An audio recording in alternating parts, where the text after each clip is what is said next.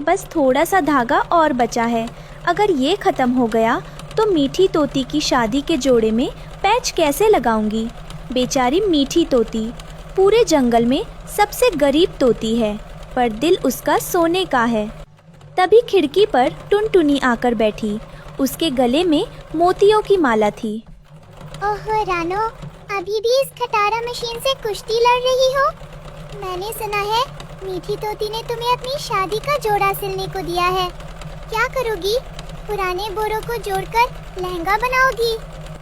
टुनटुनी, कपड़े की कीमत उसकी चमक से नहीं, उसे पहनने वाले की खुशी से तिलू है। मीठी तोती मेरी सहेली है, मैं उसके लिए अपनी पूरी जान लगा दूंगी। जान लगाने से मखमल नहीं पैदा होता रानो। मेरी बात मानो, ये दर्जी का काम छोड़ो और मेरे महल में दाना चुभने की नौकरी कर लो। कम से कम भूखी तो नहीं मरोगी। टुनटुनी अपने भारी पंख फड़फड़ाते हुए उड़ गई।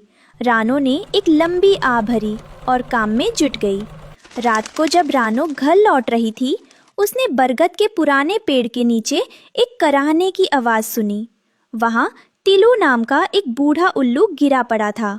उसके पंख एक शिकारी के जाल में उलझकर जख्मी हो गए थे।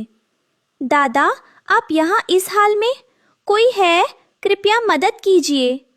कोई नहीं आएगा नन्ही चिड़िया, सब उत्सव की तैयारी में अंधे हो चुके हैं। मुझे यहीं छोड़ दो। तभी नहीं, माँ कहती थी कि दूसरों के घाव भरने वाले के अपने घाव ऊपर वाला भरता है। रानो ने अपनी नन्ही चोंच से एक एक करके जाल के तार काटे। उसके खुद के पंजों से खून बहने लगा, पर वो रुकी नहीं। उसने पास के नाले से ठंडा पानी लाकर घाव धोए और रात भर जागकर अपनी छोटी सी चादर उन पर डाल दी ताकि उन्हें ठंड ना लगे। जैसे ही सुबह की पहली किरण फूटी, उल्लू दादा का शरीर चमकने लगा। उनके पंख सोने जैसे हो गए। नन्ही रानो, तुम्हारी निस्वार्थ सेवा ने मेरा श्राप खत्म कर दिया। मैं इस वन का प्राचीन रक्षक हूँ। तुमने मुझे जीवन दिया है, मैं तुम्हें सृजन की शक्ति देता हूँ। उन्होंने हवा में पंख लहराया और रानो की पुरानी मशीन एक दिव्य नीलम की मशीन में बदल गई। ये क्या है दादा?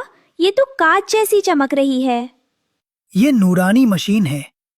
इसमें सुई की जगह हवा का झोंका चलता है। इसमें तुम धागा नहीं बल्कि प्रकृति के तत्व डालोगी। जो तुम सोचोगी ये वही बुन देगी। जाओ, अपना सपना पूरा करो। रानो घर पहुंची और मीठी तोती को बुलाया। मीठी तोती रो रही थी क्योंकि उसके पास शादी के लिए एक साफ कपड़ा तक नहीं था। मीठी तोती, आंसू पोंछ ले।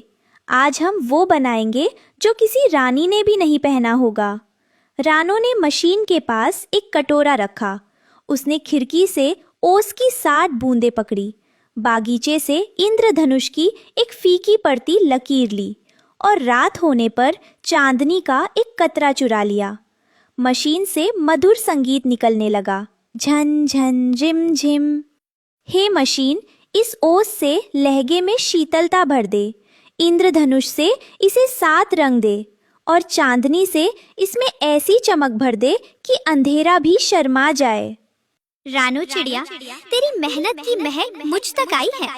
मैं केवल कपड़ा नहीं बुनती, मैं पहनने वाले की नीयत को धागा बनाती हूँ। ला, मुझे